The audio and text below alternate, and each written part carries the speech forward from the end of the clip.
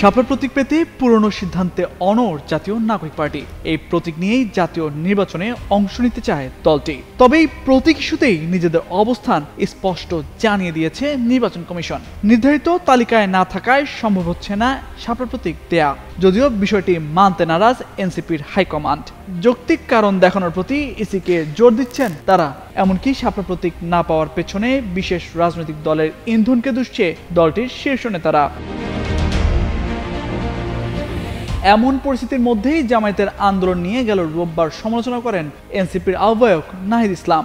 নিজের ফেসবুক পেজে দেয়া এক পোস্টে তিনি লিখেন, নির্বাচনে পিআর পদ্ধতি নিয়ে জামায়াত ইসলামীর আন্দোলন পরিকল্পিত রাজনৈতিক প্রতারণা ছিল।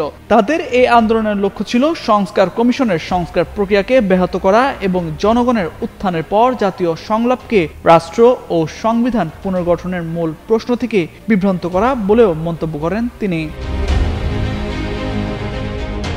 সেই সমালোচনা নিয়ে এনসিপির নীতি নির্ধারণী পর্যায়ের 5 জনের সাথে কথা বলে দৈনিক প্রথম আলো পত্রিকা। পরে এ নিয়ে পত্রিকাটিতে প্রকাশিত এক প্রতিবেদনে বলা হয়, এনসিপির নীতি নির্ধারণী পর্যায়ের একজন নেতা বলেন, দলীয় প্রতীক হিসেবে শাপলা চাইছে এনসিপি। এতদিন জেনে এসেছেন বিএনপি এক্ষেত্রে বাধা তৈরি করছে, কিন্তু সম্প্রতি বিভিন্ন মাধ্যমে তারা জানতে পেরেছেন এনসিপি যেন শাপলা প্রতীক না পায়, সেক্ষেত্রে জামায়াতও বাধা সৃষ্টি করছে।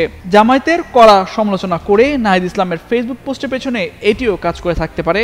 এর পাশাপাশি এখানে এনসিপির স্বতন্ত্র রাজনৈতিক চরিত্র নির্মাণের বিষয়টিও রয়েছে বলে জানান ওই নেতারা।